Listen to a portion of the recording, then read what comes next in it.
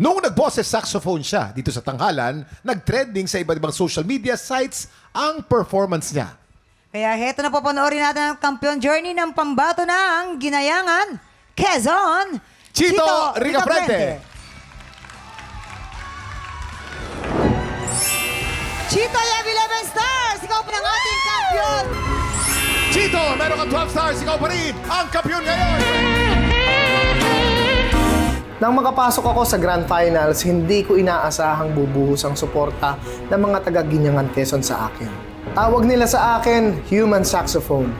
Pero minsan, pwede ring boy tarpaulin dahil sa dami ng supporters ko. Ang sabi ko noon, graduate na ako sa mga singing contest. Pero tadhana na nagbalik sa akin dito, kaya alang-alang sa pamilya ko, sa ate ko, at sa mga kababayan kong todo suporta sa akin, ilalaban natin to. Ako si Chito Ricafrente, ang kampyon ng Ginyangan Quezon. Human saxophone, pasok!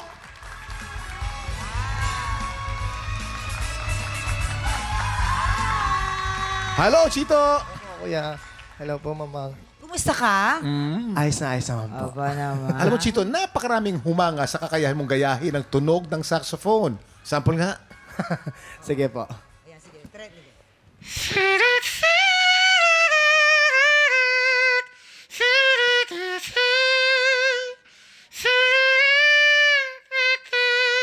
Oh. Diba? Paano ba na-discover yan talent na yan? Actually, ang pinaka talagang root po nung kwento niyan is, nung bata po ako, wala po kaming pambili ng torotot. So, I want to, Ginawa mong torotot imitate sa sarili mo. Oo, yung sound po ng torotot dahil yung mga kasama ko, yung mga kalaro ko, meron sila, ako wala. Tapos ang ginawa ko, binalot ko yung dyaryo para yun ang aking gawing, binilot ko siya para patunugin ko na katunog ng torotot. Siyempre, wala kayong pambiling torotot. Di ba? Wala kayong pambiling paputok. Sana pinag-aralan mo na rin yung tunog ng putok. paputok. Di ba yung rabintado? Yung labintador. 5-star. Diba? Pero solid talaga ang suporta ng mga kababayan to si Chito, di Yes ba? po. At eto pa nga, nagpa-motorcade daw sila para sa iyo recently. Opo, talaga pong Aba. sobrang nakaka-overwhelm po kasi hindi ko po in-expect nung time na yun na nung pag-uwi ko talagang pinaghandaan nila yung pag-uwi ko doon sa amin, sa Ginyangan, Quezon. Ayan. Ayan. At may mga crying ladies na kasunod. Meron. Wala namang namatay, mamang. Wala po. Echos. Eme lang. Ikaw naman. Pero dahil nga todo yung support ng mga kababayan mo, mas nakaka-pressure yan, di ba? Yes po. O paano yan? Paano mo paghahandaan yan? Actually, sabi ko nga po sa kanila, ginawa ko naman po yung best ko para makarating ng Grand Finals. And kung ano man po yung marating natin at makamit natin dito sa finale, ay ipagpasalamat natin sa Panginoon. Kasi kahit anong pilit natin, pag hindi para sa atin, walang mangyayari. Basta ipagtiwala natin at ibibigay niya yan kung para sa atin. Chito, anong paghahanda ang ginagawa mo para siguradong malagpasan mo yung trending saxophone? Lagi ko pong inensayo yung human saxophone and then mas marami po akong na-discover.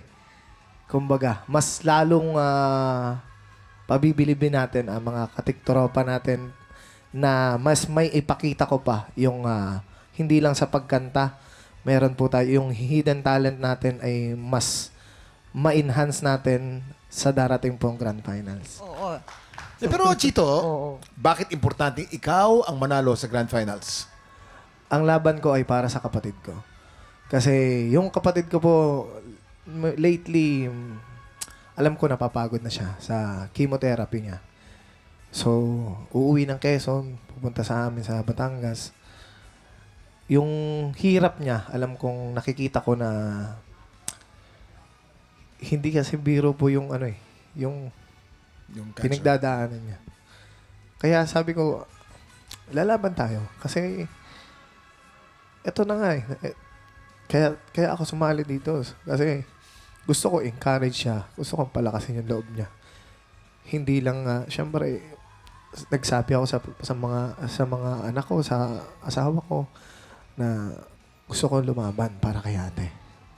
Gusto kong kahit yun lang. Kasi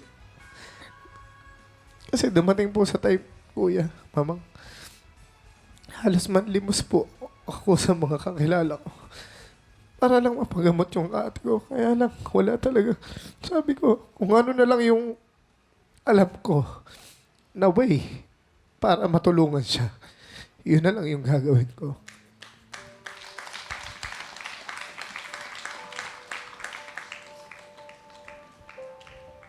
At eto na nga, Chito, para sa huling laban mo, may nagpadala ng mensahe para sa'yo. Panoorin natin to. Ako si Jocelyn Novelo, ang nakakatandang kapatid ni Chito Ricaprente. Si Chito, ang aming bunso, ay lumaking matulungin, mapagmahal sa aming pamilya. Kasalukuyan nga ako'y nandito ngayon sa kanilang bahay sa Lipa, Batangas upang magpagamot ng aking karamdaman. Siya lagi ang kasama ko sa aking pagpapakemo sa Batangas City. Siya ang nagpapalakas ng loob sa aking pagpapakemo. Sabi nga ni Chito, ate, lakasan mo ang loob mo. Kaya natin ito. Lalaban tayo hanggang dulo. Yun ang aking inilalagay sa isip ko. Kaya ako'y lumalaban. Ito lang ang masasabi ko sa darating mong laban. Ito ang mensahe ko.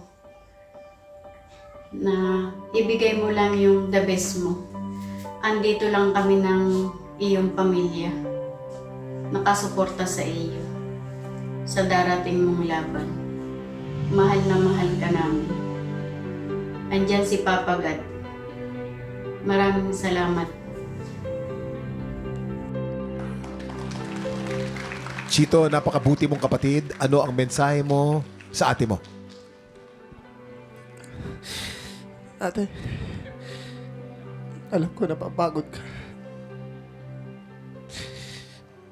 Pero sana lumaban ka. Kasi ikaw na lang yung tinuturing. Ikaw na yung tumayong magulang ko. Buhat nung mamatay si mama, inilaban ko sarili ko para mabuhay ako. Umalis ako sa atin para hanapin yung kapalaran ko. Kahit natutulog ako sa kalsada, tiniis ko para lang may ahon ko sa sarili ko. At sabi ko naman sa inyo, pag natulungan ko na ang sarili ko, babalikan ko kayo. Tutulungan ko naman kayo.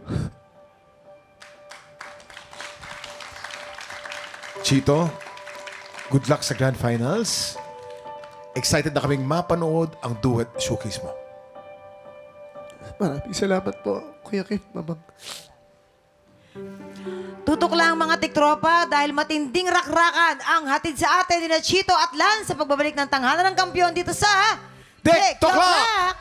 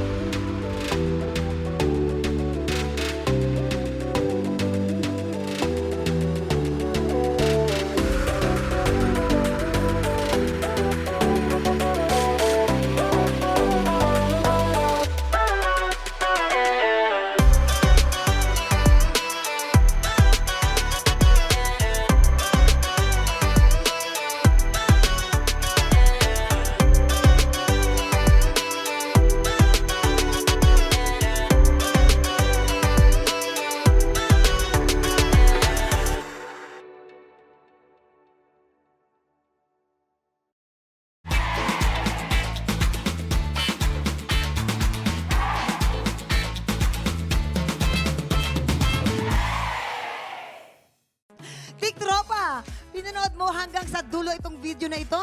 Abay, very good ka! For more happy time, watch more TikTok Lock videos on our official social media pages and subscribe to GMA Network official YouTube channel.